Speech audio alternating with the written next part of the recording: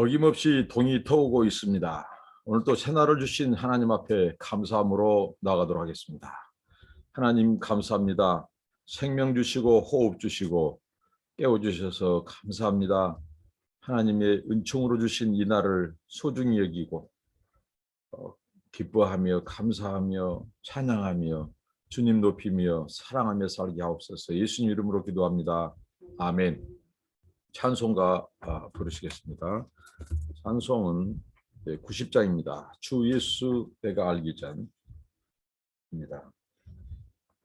주 예수 내가 알기 전 날 먼저 사랑했네.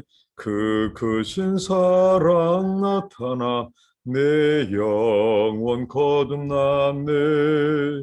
주 내 맘에 늘 계시고 나 주의 안에 있어 저 포도비유 같으니 참 좋은 나의 친구. 내 친구 되신 예수님 날 구원하시려고 그 귀한 몸을 버리사 내 죄를 대속했네.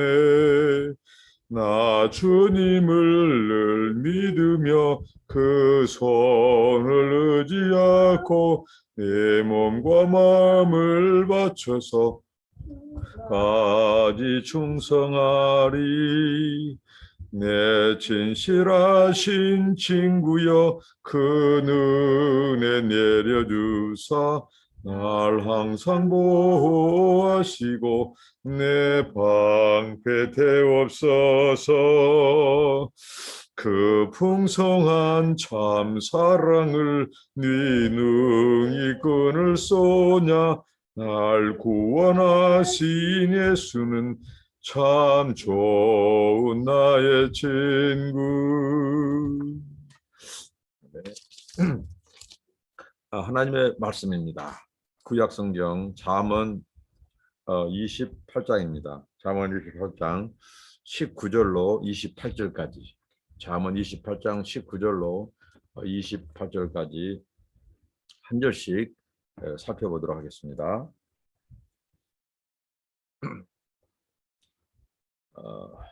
잠언 28장 19절입니다. 자기의 토지를 경작하는 자는 먹을 것이 마르느니와 방탕을 좇는 자는 궁핍함이 많으리라 라고 말합니다.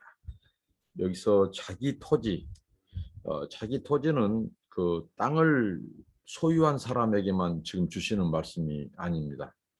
지주, 땅을 소유를 가진 사람이 지주라고 하죠. 지주나 또 남의 땅을 빌려서 농사를 짓는 소작농이나 그 모든 사람들이 자기 삶의 현장, 일터에서 열심히 성실히 토지를 경작한다는 말은 일하는 거죠.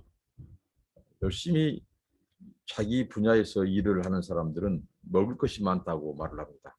그러니까 하나님께서는 일반 은총이라고 하죠.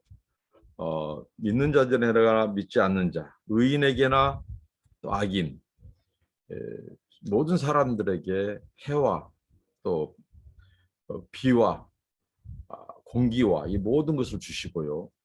또 일하고 땀 흘린 만큼 그 수고의 대가 또 소산물을 먹을 수 있도록 이렇게 은총으로 주셨습니다. 그들이 먹을 것이 많으니 방탕을 쫓는 자, 방탕을 쫓는 자는 육체의 쾌락, 육체의 안일함, 향락 그런 것만 추구하는 사람들, 일하지 않는 자들이죠. 그 방탕하는 자들은 궁핍함이 많으리라고 말합니다. 천년만년 부자일 것 같고 많은 돈이 쓸 것 같지만 결국은 그런 돈은 더 빨리 나가고 결국은 궁핍함, 이 곤핍함, 가난함이 있을 거라고 이렇게 말을 합니다. 그러니까 세상에 재물, 소유 이런 거 의지하고 향락, 쾌락 추구하는 사람들, 육체적인 안일만 추구하는 사람들에게는 가난하게 되고 궁핍함이 오지만 성실히 열심히 자기 토지를 가꾸고 경작하고 일하는 사람들에게는 먹을 것이 많다. 이들에게 부도 따른다. 이렇게 말씀입니다. 우리가 열심히 일해야 되겠습니다. 우리 부름받은 현장에서. 20절입니다. 충성된 자는 복이 많아도 속히 부하고자 하는 자는 형벌을 면치 못하리라. 충성된 자는 성실한 자입니다. 신실한 자입니다. 정직한 자입니다. 이 충성은 바로 특히 하나님의 백성들에게 언약 백성에 요구되는 그 삶이 충성이죠. 로열티, 충성. 이것은 하나님과 사람 앞에 언약 백성의 삶은 사람과 하나님 앞에 충성되는 것, 신실한 성실한 모습입니다. 그리고 인자, 사랑, 그다음에 이 정직, 공의 이런 것들이 다 언약 백성들에게 요구되는 삶이죠. 그 중에 하나가 이 충성입니다. 정직한 삶이죠. 성실한 삶. 복이 주어집니다. 하나님께서 이런 자들을 복을 주시고 그러나 속히 부하고자 하는 자. 속히 부하고자 하면 어떤 일을 쓸까요? 편법을 쓸 수 있고 또 부당하게 재물 모으는 생각을 하게 되고 그다음에 일확천금을 노리고 정직하지 못한 방법으로 돈을 모으려고 하는 유혹을 받고 또 실제적으로 그렇습니다.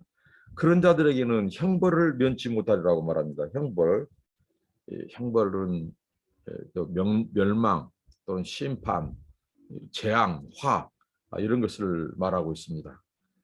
그러니까 이 재물 그 자체는 나쁘지 않으나 그것을 추구하고 그것에 올인하는 위험성을 우리에게 말해주고 있습니다.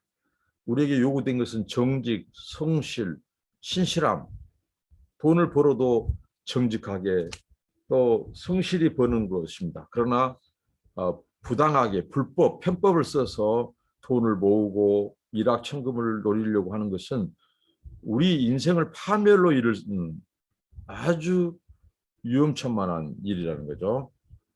그리고 21절입니다. 사람의 낯을 보아주는 것. 여기서 사람의 얼굴, 지연, 학연, 또 혈연이 있죠. 그러니까 자기 안 사람이라고, 자기 집안 사람이라고, 먼 사촌, 팔촌, 16촌이라고 봐주고, 그다음에 자기 이 학교 동문, 선배, 또 고향 사람, 얼굴이 있는 사람, 얼굴 보고 봐주는 거죠. 그러니까 이 말씀은 특별히 21절은 재판과 관련된 사람들이죠. 오늘날로 말하면 검찰, 또 사법부, 판사 이런 사람들이 주로 들어야 될 핵심적인 말. 사람의 낯을 보아주는 것이 좋지 못하고 그래서 혈연, 지연, 학연으로 차별적으로 판결하고 그러는 거죠. 그러다 보면 이제 뇌물을 받는 거예요. 뇌물, 촌지가 더 나아가서 뇌물이 되고 그러다면 어떻게 되죠? 재판이 굽죠. 얼굴 보고 봐줘 버리니까요. 그러면 하나님의 공의, 사회 정의가 무너집니다. 그런데 재미있는 표현이 나와요. 사람이 낯을 보아주는 것이 좋지 못하고 한 조각 떡을 인하여 범법하는 것도 그러하니라. 이 뇌물을 받게 되면요. 아주 뇌물의 액수가 큽니다. 처음에 커요. 그래서 여기에 익숙해져요. 뇌물을 받는 것에 익숙해져. 그리고 이 사람들이 처음에 뇌물을 받고 일을 봐줄 때 그 뇌물이 커요. 그런데 나중에는 어떻게 되냐면요. 한 조각 떡에도 욕심을 부립니다. 그래서 여러분들이 뉴스를 듣다가 아주 재미난 어떻게 보면 아이러니를 볼 겁니다. 저 사람 저 직업까지 저 공직에까지 오르기까지 얼마나 오랜 세월을 고생했고 저까지 오르고 했는데 어느 날 술했죄 뇌물을 받아서 이제 들켜가지고 근데 뇌물을 주는 사람이 자기에게 뭔가 좀 봐주라고 줬는데 뜻대로 안 봐줬단 말이죠. 봐줄 수 없는 상황이 되었단 말이죠. 그래서 그것을 신고해 버려요. 그런데 그 액수가 억 단위도 아니에요. 어쩔 때는 몇백만 원, 300만 원 이렇게 그 뇌물 때문에 걸려가지고 옷을 벗고 감옥에 가는 경우를 종종 봅니다. 성경 말씀이 이렇게 진리예요. 그러니까 나중에는 작은 떡 한 조각 그 떡 한 조각 같은 뇌물을 받다가 들켜버린다는 거죠. 그래서 그 사람이 처벌을 받는 거예요. 당연히 뭐 처벌을 받아야 되겠죠. 이게 성경이 주는 교훈입니다. 그러니까 사람을 낯을 보고 봐주고 유전무죄, 무전유죄 이런 검찰, 사법 재판하는 사람들이 뇌물을 처음에는 막 억 단위, 수억 단위를 받고 막 일을 눈 감아주고 그러다가 나중에는 잡혀 들어갈 때 보면 뭐 2, 300만 원, 500만 원, 1000만 원 이렇게 작은 떡 한 조각 같은 그 욕심. 그러니까 이 죄가 이렇게 쌓이다 보면 욕심이 커지다 보면 나중에는 작은 욕심도 버려요. 그러다가 인생을 망치는 사람들이 많죠. 오늘날 검찰 사법부에 있는 분들을 정말 이 말씀을 드려야 됩니다. 조심해야 됩니다.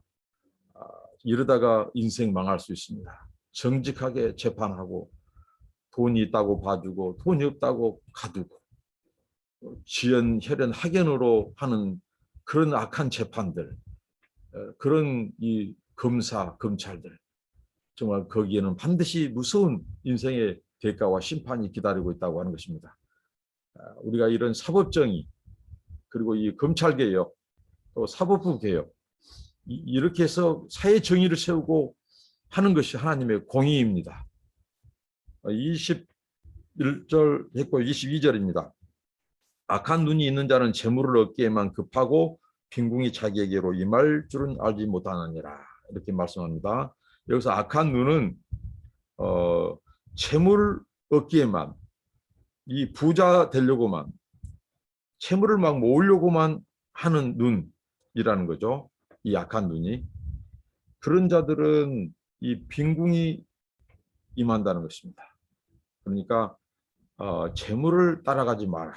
이런 말이 있죠. 저도 종종 우리 젊은 친구들에게 권면을 해줄 때 그렇습니다. 돈이 너를 따라오게 해라. 네가 돈을 따라가지 말고 돈을 다스려라.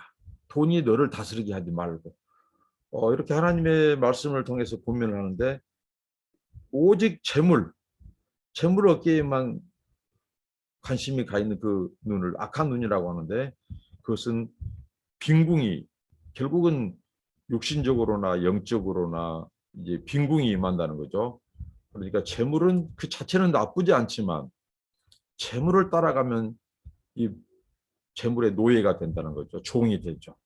그러다가 재물이 우상이 되고 신이 돼요. 그래서 하나님과 재물을 겸하여 섬길 수 없습니다. 그러면 그 재물을 따라갈 때는 재물이 모아지고 할 때는 좋은 것 같지만 그거 추구하다는 나중에는 인생을 탕진하게 되고 영적으로나 육적으로나 정신적으로 피폐해지고 가난하게 될 거라는 겁니다. 잃어버리게 될 거라는 것입니다. 23절입니다. 사람을 경책하는 자는 혀로 아첨하는 자보다 나중에 더욱 사랑을 받느니라. 사람을 경책하는 겁니다. 경종하고 책망하고 훈계하고 이런 경책하는 자가 혀로 아첨하는 자보다 더 사랑을 받을 거라고 말합니다. 사람은 경책을 하는 것도 싫어합니다. 좋아하지 않고요. 경책을 받는 것도 역시 마찬가지입니다. 그런데 경책하는 것을 더 사랑받는다, 인정받는다, 아첨하는 혀보다 말입니다. 그래서 우리가 이렇게 생각해 봤습니다. 사람을 경책하는 혀, 그리고 아첨을 싫어하는 귀, 그리고 아첨보다도 이 경책을 하는 혀, 그 다음에 이 아첨을 듣지 않는 귀, 이게 우리에게 필요하다는 것이죠. 그러니까 다른 사람을 책망해주고 훈계하고 바로잡아주고 이 사람이 복되고 자신도 살고 그 사람도 살리고 이들이 인정받고 사랑받는 거죠. 그러나 아첨하는 자는 듣기 좋아온 말. 그러면 어떻게 되겠습니까? 듣기 좋아온 말만 하고 그런 말만 듣기를 좋아한다면 그 인생은 이제 고칠 수 없습니다. 누가 훈계해 줄 수 없습니다. 바로잡아 줄 수 없습니다.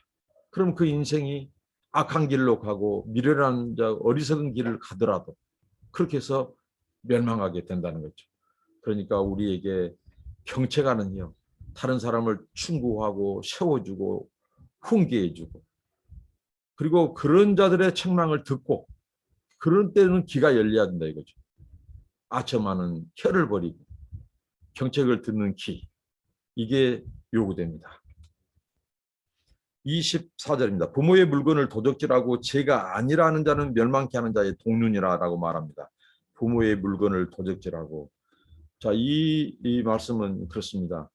우리가 부모의 물건, 부모의 그 물질 이런 것도 훔치는 것이 죄라고 말을 합니다. 그런데 이 말씀의 이 구체적인 당시 시대 상황의 표현 속에서는 자식이 부모의 재산을 자기가 이 힘으로 부모의 재산을 빼돌리고 자기 소유로 등기를 바꾸는 것, 부모를 폭력하고 억압하고 때리고 그렇게 해서 부모의 재산을 갈취하는 겁니다. 자식이 부모를 위협을 가하고 내 몫이 내놔라고. 탕자의 비유에서 이것을 잘 보여주죠. 탕자는 부모의 재산을 미리 내놓으라는 것입니다. 미리 내 것을 상속해 주라는 겁니다. 그 돈을 가지고 가서 창기들과 함께 먹고 마시고 인생을 방탕하다가 그렇게 빈털터리가 되어서 이제 나중에는 돌아오게 되는, 그것이 우리 인생의 한 단면을 보여주고 있는데요. 여기에서도 부모의 물건을 도적질하고 부모의 재산을 훔치고 자기 것으로 옮기고, 근데 이러면서도 나 죄가 아니다, 나 미리 나중에 부모가 나 상속해 줄 거 미리 받아놓으라고, 이 죄가 아니라고 하는 자를 성경은 분명히 말합니다. 또 현행범도 마찬가지입니다. 부모를 억압해서 그렇게 하는 것이 만약 부모가 신고한다면 그거 죄죠. 죄가 근데 죄인데 아니라고 하는 자는 멸망케 하는 자의 동륜이라. 멸망케 하는 자, 파멸에 이르게 하는 자, 이 인생을 파탄내는 자, 영혼을 파괴하는 그런 죄와 동류다. 똑같다는 것이죠. 이것은 무엇입니까? 여기에 대한 하나님의 심판과 하나님의 이 저주가 임할 거라고 말을 합니다. 그러니까 부모님들도 정말 이 자식들, 이 돈이 있을 때 자식들에게 다 상속해 줘 버리면 그것은 저는 좀 어리석은 미련한 일이라고 봅니다. 눈 감을 때까지 부모가 자기가 있는 재산을 가지고 있거나 사회에 의미 있는 곳에 환원하거나 이렇게 해야지, 이 자식을 미리 다 나눠 줘버리면요, 나중에는 부모 천덕불이 되고 부모 버림받습니다. 이게 세상의 이치입니다. 그리고 자식들을 자기들이 열심히 땀 흘려서 자기 손으로 수고해서 돈을 모으려고 해야지, 부모 돈이나 뺏어가고 훔치고 위협하고 하는 거 무서운 대가, 심판이 있다고 하는 것을 기억하고 우리 부모님의 돈 그거 그분들을 편안해 가실 때까지 쓰게 하고 맛있는 거 드실 수 있도록 하고 좋은 거 모시고 가고, 부모의 돈을 눈독 들이면 안 됩니다. 성경이 주는 교훈입니다. 그리고 부모님이 그 돈 남으면 부모님이 의미 있는 곳에 쓰게 하시든 아니면 그때 부모님이 주실 때, 세상 떠나실 때 그때 받더라도 받아야지, 미리 내 돈 내 목 내놔라고 협박하고 하는 것은 그것은 저주받을 일입니다. 하나님의 말씀이 경고합니다. 그리고 25절, 마음이 탐하는 자는 다툼을 일으켜도 여호와를 의지하는 자는 풍족하게 되느니라. 마음이 탐하는 자, 자기의 이 또 욕심은 가진 자는 다툼을 일으킵니다. 왜? 그 마음에 자기의 욕심을 채워야 되니까요. 자기 의도대로 자기 이기적인 목적을 이루어야 되니까 다투고 분쟁합니다. 자기 목 챙기려고 하고 빼앗으려고 하고 하기 때문입니다. 그러나 하나님을 의지하는 자, 그 마음의 욕심보다도 그 물질보다도 하나님을 의지하고 하나님과의 관계하는 자는 풍족하게 되리라 말을 합니다. 이게 하나님의 복이죠. 우리가 구해야 될 것 있습니다. 하나님의 복을 구해야 됩니다. 우리가 요즘 기복주의 이렇게 막 비판만 하는데 하나님의 말씀대로 그분의 법대로 순종하고 하나님을 경외하고 살 때 하나님이 약속하신 복이 있어요. 하늘의 신령한 복, 땅의 기름진 복, 소산의 복, 자녀의 복, 건강의 복. 이런 복은 당연히 하나님께서 약속하신 거예요. 그러니까 이런 복은 구와도 죄가 아닙니다. 그 복 받아서 나눠주고 베풀며 사는 거예요. 풍족하게 될 거라고 말을 합니다. 하나님을 의지하는 것, 하나님 가까이 하는 것, 이게 복입니다. 26절입니다. 자기의 마음을 믿는 자는 미련한 자요 지혜롭게 행하는 자는 구원을 얻을 자니라. 자기의 마음. 성경은 말합니다. 우리 인간들이 우리의 어떻게 자기의 마음을 믿을 수 있습니까? 부패한 것이 우리 인간의 마음이라고 하는데 세상에 무엇보다 부패한 것이 우리 인간은 시시때대로 우리 마음이 변하고요. 속에는 음흉한 것이 있고 저부터 그렇습니다. 음흉한 것이 있고 못된 생각도 하게 되고 우리 이 마음에 또 탐심이 들어가기도 하고 그렇습니다. 이런 우리의 마음을 믿는 것 이것은 죄입니다. 어리석은 거고요. 그런 자들에게 어떻게 하죠? 이것은 미련한 것이라고 말을 하죠. 그러니까 우리의 마음을 믿는 것이 아니라 나의 부패한 본성, 죄의 본성, 이 죄성 우리는 믿을 수 없어요. 우리 자신을. 이것은 미련한 자고 결국은 구원으로부터 멀어지는 거예요. 지혜롭게 행하는 자는 구원을 얻을지니라. 지혜롭게 행하는 자는 자기의 마음 부패한 이 죄의 성향을 가진 자기를 의지하지 않습니다. 자기 마음을 의지하지 않습니다.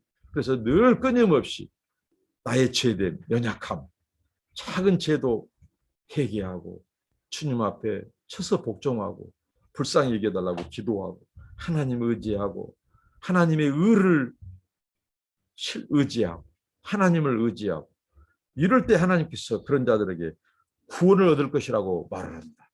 여러분 하나님의 구원을 받지 못한 자가 있다면 이 말씀대로라면 그 사람은 자기를 의지하고 자기를 믿는 것 결과입니다.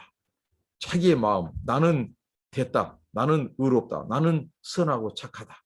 나는 죄에 안 졌다. 하고 하나님을 말씀을 무시하고 믿지 않고 하나님 믿지 않는 자들에게는 구원이 없을 것을 이렇게 말씀합니다. 그리고 27절입니다. 가난한 자를 구제하는 자는 궁핍하지 아니하려니와 못 본 채 하는 자에게는 저주가 많으리라. 못 본 채 하는 것. 가난한을 못 본 채 하는 자는 뭐냐면요. 일부러 눈을 맞추지 않는 것입니다. 우리가 식당에 가면 참 재미있는 종업원들을 보죠. 손님 주변에서 늘 왔다 갔다 해야 돼요. 그러면서 손님하고 눈을 맞추는 식당이 잘 됩니다. 제가 만약에 사장이라면 우리 종업원들한테 그렇게 교육하겠어요. 너희들은 언제나 손님 주변에서 왔다리 갔다리 얼쩡얼쩡해라. 그래서 손님이 무엇을 원하는지 찾든지 손님하고 항상 눈을 맞추려고 해라. 그런데 어떤 이 종업원들은요. 성실하지 못한 종업원은 일부러 눈을 피해요. 손님하고 눈 안 맞추려고. 그러면 뭐 갖고 와라고 할까 봐. 이럴 때 쓰는 표현입니다. 이 가난한 자가 이 구걸하거나 가난한 자가 우리 주변에서 왔다 갔다 할 때 그 사람 눈을 안 맞추려고 눈을 피하는 거예요. 이렇게 눈을 피하는 거예요. 일부러. 이렇게 하나님의 말씀은 정확히 찝어냅니다. 못 본 채 하는 자에게는 저주가 있다. 가난한 자. 그들이 가난한 자 눈을 맞췄다가 괜히 우리 마음속에 동정심이 생길까 봐. 불쌍히 여기는 마음이 들어버릴까 봐. 그러면 내 돈 써야 되고 내 소유를 나누어야 되니 하나님이 그렇게 말씀하시니까. 그래서 일부러 못 본 채 하고 눈을 피하고 눈 안 맞추려고 하는 그런 자들의 어떻게 해야 된다고요? 그들에게는 저주가 많으리라. 여기서 저주라고 하는 용어는요. 하나님의 은혜와 관련돼서 쓰는 용어예요. 하나님의 은혜를 철수해 본다. 하나님께서 은혜를 거두어본다는 것입니다. 그러니까 이 가난한 자를 구제하는 자는 더 부욕해 되고 하나님이 갚아주시지만 가난한 자를 구제하지 않고 몰라라고 그 궁핍함을 피하는 자, 눈을 피하는 자에게는 하나님께서 저주가 많으리라고 말합니다. 잠언이 바로 구원의 책입니다. 잠언은 이 로마서나 갈라디아서, 야고보서 못지않게 우리에게 엄청난 우리의 삶을 요구합니다. 그러니까 가볍게 볼 말씀, 책이 아니라는 거죠. 그리고 우리의 구원을 가볍게 볼 것이 아닙니다. 우리의 구원은 성경에서 굉장히 우리의 구원은 두렵고 떨림이 동반되어야 될 것을 가르칩니다. 가난한 자 무시하고 구제하지 않고 그들을 눈 안 맞추고 피해버리고 못 본 채 하는 것에 하나님이 저주가 있다고 하는 이 저주란 용어는 종말과 심판과 관련된 용어라는 것이죠. 그러니까 얼마나 우리 구원, 우리의 성화, 우리의 삶이, 우리의 의가 가난한 자, 이 성경에서 말한 정의는 대부분 가난한 자와 관련된 약자, 힘없는 자, 소외된 자, 그런 자들에게 우리가 어떻게 하느냐에 따라서 너가 하나님을 가볍게 대하느냐, 너의 구원을 가볍게 대하느냐, 귀하게 대하느냐, 하나님이 이렇게 말씀한다는 거죠. 아주 엄중한 무서운 말씀이에요. 여러분, 우리가 가난한 자를 구제하는 것은 하나님을 돌아보는 것이고 하나님과 눈 맞추는 거예요.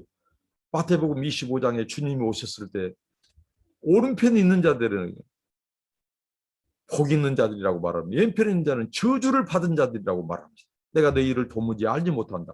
너희들은 나오고 눈 맞추지 않았다. 너희들은 내 눈을 피해버렸다. 나는 가난한 자, 헐벗는 자, 그들에게 있었다. 근데 너희들은 나에게 눈길을 주지 않았다. 주님의 말씀입니다. 그 왼편에 있는 자들은 영영 저주를 받고 슬피 울며 이를 간 곳에 처하게 될 것이라고 주님이 말씀합니다. 그러나 오른편에 있는 자들은 가난한 자, 헐벗는 자, 먹을 것 주고 물을 주고 옷을 입혀주고 옥에 갇힌 자들을 돌아보고 주님은 자신에게 있다고 말을 합니다. 나에게 눈길을 주고 마음에 그 마음을 주었다.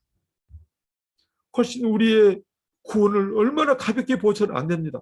한 번 구원이 영원한 구원이 아닙니다. 보장된 구원이 아닙니다. 마지막 칭의. 저는 그것이 바울 신학의 핵심이라고 봅니다. 하나님의 우리가 처음 칭의를 받은 것으로 우리의 영원한 구원을 보장하는 칭의를 주장하는 자들은요, 성경을 모르는 자들은 하나님의 말씀을 애곡되게 가르친 자는 하나님의 마지막 심판에서 최종적인 하나님의 우리 삶과 우리의 구원을 완성짓는 그 칭의, 그 최종적인 판결이 우리에게 기다리고 있다는 겁니다.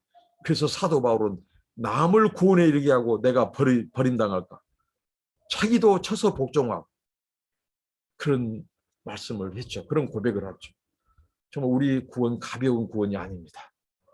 가난한 자, 그들을 어떻게 대하고 원수를 어떻게 대하느냐에 따라서 하나님의 마지막 칭의, 하나님의 그 최종적인 승인, 재판장이신 하나님의 판결이 인정할 때 우리가 구원받는 것입니다. 그렇다고 해서 불안할 것 없습니다. 우리 가난한 가까우에 있는 자들을 돌아보고 주님의 말씀에 순종하고 성령님의 소욕을 쫓아 산다면 우리는 끝까지 간다면 우리에게 구원이 있습니다. 그러나 육체로 망할 수 있다는 거죠. 성령으로 시작해서 육체로 마치는 자는 망하고 저주받게 됩니다. 28절입니다. 악인이 일어나면 사람이 숨고 그가 멸망하면 의인이 많아지리니라. 여기서 말하는 악인은 통치자, 힘 있는 자, 권세자들 그런 정부를 말합니다. 그러니까 악한 정부, 악한 자가 들어서면 사람들이 피합니다. 그 폭정을 피하기 위해서. 그러나 선한 통치자, 선한 정부가 들어서면 사람들에게는 이 좋은 지혜자, 덕 있는 자들이 함께하고 그러면 나라가 어떻게 하죠? 공의롭게 되고 정의롭게 됩니다. 그래서 그런 나라는 성경의 시편의 말씀대로 영화롭게 합니다. 나라가 융성합니다. 그러나 악한 정부, 독재자, 독재정부 그런 자들은 이 관치금융, 이런데 이 뇌물, 그래서 그래도 민주적인 가치, 민주정부가 그런 악한 정부의 그런 커넥션들, 말하자면 관치금융 다 없애는 거죠. 그리고 공평하게 하고 정의롭게 하고 하니까 민주화가 경제 발전을 이룬 겁니다. 오늘 많은 사람들이 독재자들이 우리나라 경제를 일으키겠다고 하는데 물론 그런 산업화 시대에 노력이 있었습니다. 수출을 증대시키고. 그런데요, 그렇게만 했다면 우리나라 지금 선진국 안 됩니다. 민주화가 경제의 민주화도 가져옵니다. 검은 돈 없애고 검은 거래 없애고 그래서 투명하게 되고 그래서 애국이 투자하게 되고 그렇게 민주화가 경제도 살리는 겁니다. 그런데 이 독재 정부가 우리나라 경제 발전했고 지금까지 왔다고요? 천만의 말씀입니다. 그것은 성경도 모르고 경제 이치도 모르는 것입니다. 그러니까 결국은 민주적인 가치, 정의, 평등, 또 근면, 성실, 이런 투명함, 이게 민주화가 경제도 발전하고 나라도 발전합니다. 우리나라가 민주화의 과정을 겪었기 때문에 지금 세계 G7분들이 초청도 하고 이렇게 우리나라가 이렇게 국격이 달라지는 거예요. 그러니까 하나님의 말씀은 진리예요. 정직하고 깨끗하고 투명한 정부, 그런 자들이 하면 어떻게 된다고요? 나라가 어떻게 의인이 많아지고, 예? 나라가 융성하게 된다는 거죠. 왜? 공의가 서니까 그렇죠. 공도가 서니까. 오늘 말씀 하나님이 주셨습니다. 주신 말씀 기억하면서 하나님과 동행한 우리가 되길 바랍니다. 기도하겠습니다. 하나님 감사합니다. 오늘 말씀 기억하며 살게 하시고 순종하며 살게 하옵소서. 예수님의 이름으로 기도합니다. 아멘. 여러분을 축복합니다. 감사합니다.